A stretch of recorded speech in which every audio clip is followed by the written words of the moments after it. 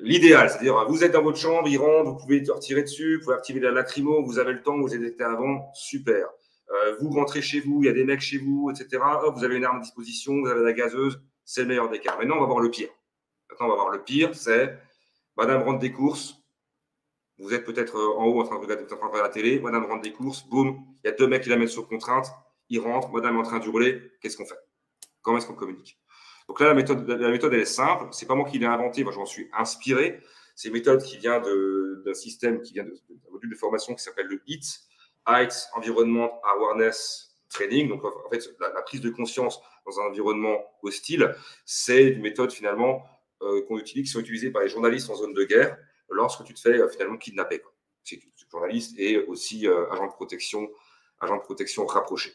Donc, je commence, ça va durer 5 minutes, je vous rassure, mais je vous encourage quand même à peut-être revenir en arrière et à écouter, peut-être à noter, voire même pour ceux qui le veulent, j'ai fait sous forme d'article, donc vous pouvez relire, mais c'est à mon sens le moment le plus important de ce live. Alors, premier point, le cambrioleur, encore une fois, j'ai déjà dit, il cherche une perspective de gain, un minimum d'effort. Si vous réduisez son effort pour obtenir ce qu'il veut, vous avez plus de chances que ça se passe bien. Il faut juste garder ça en tête. Si vous augmentez l'effort, si vous le prenez pour un con, si vous n'avez rien à lui donner, qu'il va devoir réfléchir, qu'il va devoir parler, qu'il va devoir vous mettre la pression, c'est plus compliqué. Bon.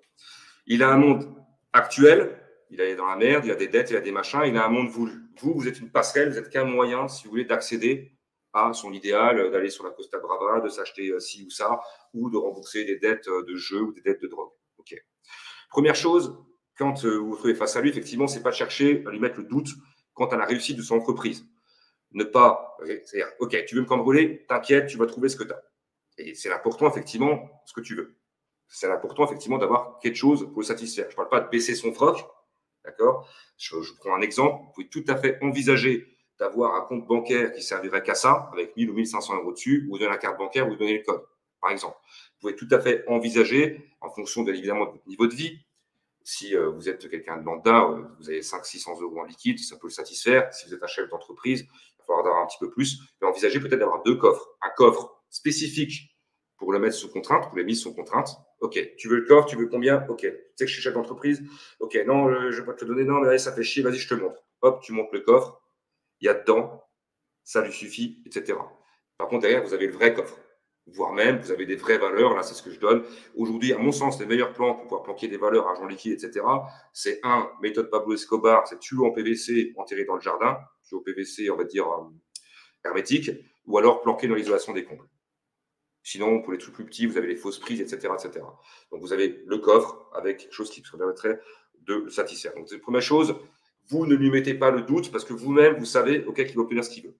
Bien évidemment, il faut jauger, ne pas non plus prendre une attitude de victime, c'est-à-dire vas-y, prends tout ce que tu as, etc., etc. Non, vous êtes froid, vous savez qu'un jour, c'est le but d'ailleurs de cela, vous êtes préparé mentalement, vous savez qu'un jour ça peut arriver et vous êtes préparé à ça. Ok, protocole, c'est bon, il veut le coffre, etc. Donc, on lui met pas le doute, on ne met pas une attitude de victime, mais simplement de leader naturel, c'est-à-dire on ne fait pas le malin non plus, mais on sait à quoi s'attendre, on est froid et on est là pour guider. On va le guider. Ok, tu veux me braquer, tu veux ça, tu vas aller là, ça va bien se passer, ça va être très court. Par contre, tu ne touches pas ma famille, etc. Bien. Ne le tutoyez pas, même si la différence d'âge est manifeste. Ça, c'est très important. Si, voilà, vous ne jouez pas non plus à celui-là qui donne des conseils. Ouais, tu, machin, ouais, mais tu devrais faire ça, ouais, mais pourquoi tu fais ça? Non, non, non, non, non. Bernard Tapie l'a fait, ça s'est mal fini. Ouais, pourquoi Bon, vous en faites même ça? temps, Je c'est vous ai aidé Bernard toute ma Tapie, vie. quoi. Ouais, non, mais Bernard Tapie l'a Oui, je sais fait. bien, oui, Et bien ouais, sûr, pourquoi tu évidemment. fais ça, machin? Il faut voir s'ils lui ont répondu, quoi. Il faut voir s'ils lui ont répondu. Ouais, il a essayé de les raisonner. Ils ne sont pas là pour raisonner. N'en faites pas trop. C'est-à-dire pas non plus, si vous demande la carte bancaire, tu lui donnes ta putain de carte bancaire. Tu dis pas, tiens, il y a encore le liquide, machin. T'en fais pas trop, tu fais ce qu'il demande. En faire trop, c'est un signe de soumission et de faiblesse. Ça, c'est quelque chose qu'il exploitera par la suite. Toujours pareil, tu penses gagnant-gagnant, ok, lui il veut ça, moi je prépare ça, ok, on va lui donner ce qu'il veut. Après, je vous donne la situation qui vous permet de pouvoir vous en sortir et de limiter la casse dans 80% des cas. Le problème aujourd'hui, c'est qu'effectivement, on a des petites frappes qui frappent d'abord et puis qui réfléchissent après. Mais historiquement, lorsque vous avez des professionnels ou des gens qui sont dans le domaine, le but, en général, ils te mettent sous contrainte, ils vont d'abord chercher à discuter avec toi, t'impressionner, etc. etc. Bon. N'engagez jamais la conversation. Ne parlez pas en premier. C'est lui qui parle, vous répondez. On ne commence pas par l'initiative, etc. On lui parle seulement s'il s'adresse à vous directement. On ne répond jamais à une question qu'il n'a pas posée. On répond, on fait simplement ce qu'il dit, ni plus ni moins. On lui répond avec une voix assurée, bien évidemment, c'est plus facile à dire qu'à faire, mais par des phrases courtes, des mots simples. On évite de le regarder dans les yeux, voire même on le regarde évidemment entre le nez, voilà, ou éventuellement peut-être la bouche. Voilà. Pas baisser les yeux comme une merde, pas non plus le provoquer, pas chercher à faire des phrases intellectuelles en disant oui, il faut monter, il faut machin, etc. Ok, c'est là, hop, je te guide. Il ne faut pas chercher à paraître plus malin que lui, en fait. C'est ça que je veux dire, quoi. Vous mettez, ça rejoint le 10e point, vous mettez en écoute active et vous articulez bien vos réponses.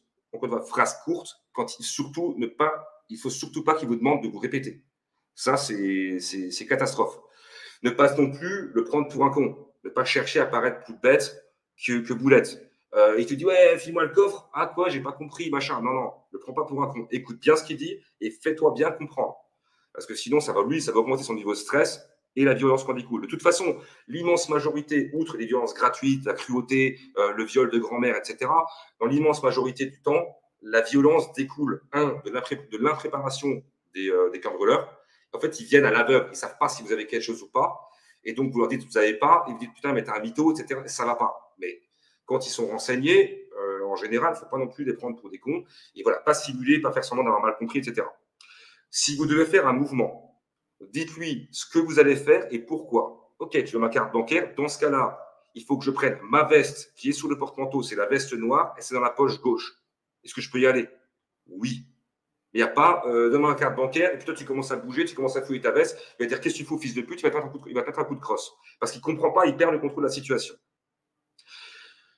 Guidez-le avec empathie, si tant est que ce soit possible, pour qu'il se sente en contrôle. Toujours pareil, il vous contrôle, il est en contrôle de la situation, vous n'êtes pas non plus une victime, enfin si vous êtes une victime pour le coup, mais vous n'êtes pas non plus, voilà, vous n'êtes pas une sous-mère, entre guillemets, il se sent en contrôle. L'idée, c'est ça. Vous faites phrase courte, qu'est-ce que tu vas faire, où c'est que tu vas.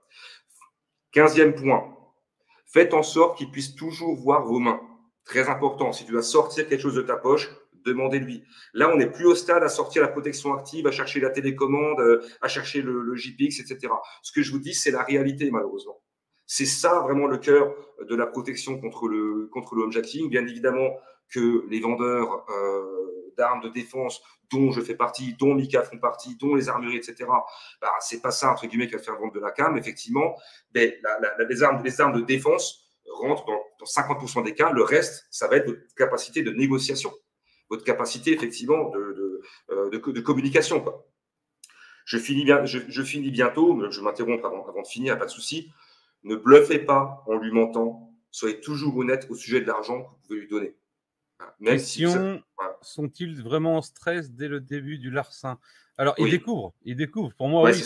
Pour moi, ils sont... Alors, toi, des gens vont paniquer forcément parce que bon, t'as ta femme qui est sous la menace, comme disait ta femme ou tes enfants, comme dit Lucas. Donc dans ce cas-là, tu fais profil bas et tu essaies de faire en sorte qu'ils s'arrachent le plus vite et qu'ils obtiennent le plus vite ce qu'ils veulent, parce que t'es assuré. Commence pas à lui sortir une fausse montre, un truc comme ça, quoi. Voilà, ouais. Voilà, tu dis, écoutez, tu dis même pas écouter en fait, tu dis juste, vous voulez quoi? Terminé, tu le laisses parler et tu le laisses faire son truc. Sinon, tu vas le mettre en pression. Déjà qu'il est en pression parce qu'il est pas chez lui. Il vient de braquer et il sait très bien que s'il y a des voisins qui ont remarqué quelque chose, ils ont déjà appelé la police. Il y a tout un truc qui tourne dans sa tête. C'est vraiment un truc de fou. Il veut partir au plus vite avec des biens pour se faire de l'oseille. C'est ce qu'il veut. Voilà. C'est ça. Donc, dans tous les cas, toi, ce que tu veux dans l'autre sens, c'est dedans, c'est malheureux à dire, mais c'est tu veux que toi, tu récupères ta femme et tes enfants et que le soir, vous soyez ensemble. Voilà. D'ailleurs, même je vous conseille, tu vois, c'est un exemple tout bête, Mika. Hein. Par exemple, pour le carjacking, à la base, l'objacking, c'est le carjacking. Moi, je préconise, si tu as une voiture un peu classe, je préconise d'avoir les clés accessibles en bas au niveau du couloir. C'est-à-dire que les voleurs rentrent la nuit, ils vont chercher les clés, ils vont les trouver, ils vont partir avec ta bagnole, toi, tu vas continuer à dormir. Ça fait mal de dire ça. Mais le pire des cas, c'est qu'ils ne trouvent pas les clés, qu'ils viennent te le demander, en fait. Et là, c'est vos contacts et c'est pas cool, quoi. Donc, on va y revenir sur les questions, etc. Je finis juste sur la méthode de coopération sous contrainte. N'hésitez pas. Je pense d'ailleurs que je vais isoler cette partie du live pour la republier sur la chaîne. Ou peut-être Mika, tu auras peut-être la gentillesse de peut-être couper cette partie et la mettre peut-être en vidéo si jamais tu veux, parce que je pense que c'est l'utilité publique. Donc, 17e point, donc ça va de soi, conformez-vous aux ordres et n'intervenez pas physiquement si vous êtes sur la menace directe d'une arme à feu. Alors, vous verrez que le jour où ça vous paraîtra tout à fait évident. Ne pas chercher à discerner si l'arme est réelle ou factice, si elle est chargée ou non. Dans le sens où des regards prolongés, s'il commence à fixer son arme, essayer de discerner, etc., le mec, ça va l'énerver. Ça va l'énerver, pas bon. Donc, si vous avez moyen de se prendre un coup de course. Ne faites pas de gestes équivoques, de gestes vraiment rapides ou ambigus, mais voilà, si la situation le permet, qu'il n'y a personne sous contrat, etc., que vous pouvez éventuellement prendre la fuite, etc., faites-le, mais ça, vous le verrez tout de suite, quoi. En général, c'est assez rare, mais bon, ça peut quand même toutefois arriver. Il y a déjà des victimes qui ont réussi à défaire leur lien. Alors, je vais vous donner une petite astuce d'une victime que je connais, qui a subi un hijacking pendant 2h30. Le mec a simulé un malaise cardiaque. Et ben, les voleurs sont partis comme par magie. Hein. Voilà. Il a simulé une malaise cardiaque, il a simulé qu'il est en train de mourir. Autant il y a les cambriolages par filouterie, autant tu peux aussi arrêter le cambriolage par filouterie. Oui. Et attends, parce qu'il y a quelqu'un qui dit il faut aussi les servir sur un plateau aussi. Et je te garantis, Christophe, que le jour, hein, et je te le souhaite absolument pas, et je le souhaite à personne, le jour où même moi, hein, et pourtant je suis formé, je sais tirer, il n'y a pas de problème, j'ai ce qu'il faut. Hein. Le jour où je vois un mec qui met un calibre sur la tête de ma femme ou de mes enfants, je peux te garantir que je vais négocier dans tous les sens. Hein.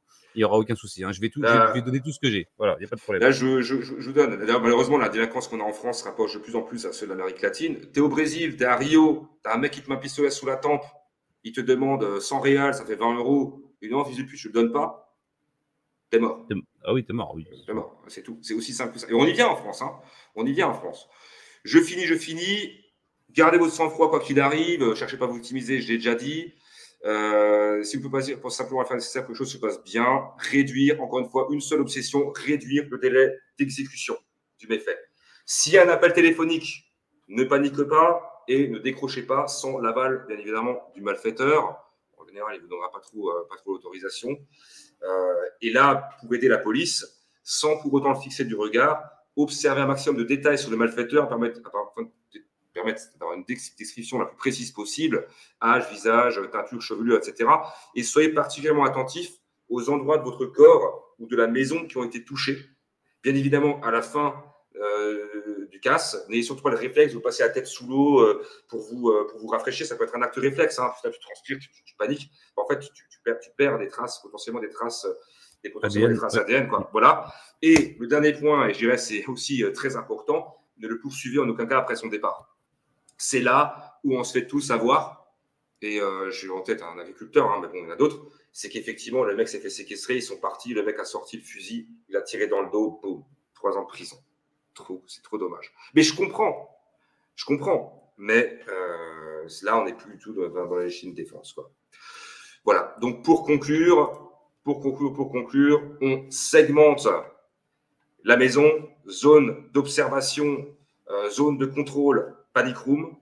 On compartimente la maison, c'est-à-dire en 2-3 mouvements, comme le Titanic, on est capable de mettre comment ça s'appelle ça, des compartiments de sécurité, barrières de porte.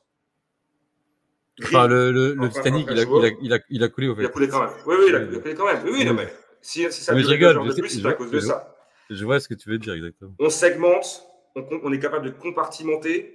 On active un système de protection active. Désolé pour nos amis communistes, placement de produits, protection active, alarme au gaz, lacrymo, arme d'opportunité. Idéalement, bon, le vase, etc., ça a ses limites. Moi, je préconise gazeuse à poignée, GPX en haut. Après, vous pouvez mettre des GPX dans toutes les pièces. Hein. Ça ne posera pas de problème. C'est certainement pas Mika que ça va déranger. Je te taquine, Mika. Gazeuse à poignée dans toutes les pièces dissimulées. Prenez gazeuse 100 ml en gel poivre. On est pas mal. Et réviser la méthode de coopération sous contrainte et surtout n'hésitez pas à faire des exercices. D'ailleurs, je suggère à Mika, hein, ça peut très bien faire l'objet de.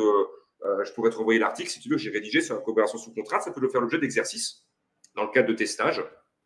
Exactement. Ouais, ça peut faire. Je te donne hein, la méthode que j'ai rédigée sous forme d'article.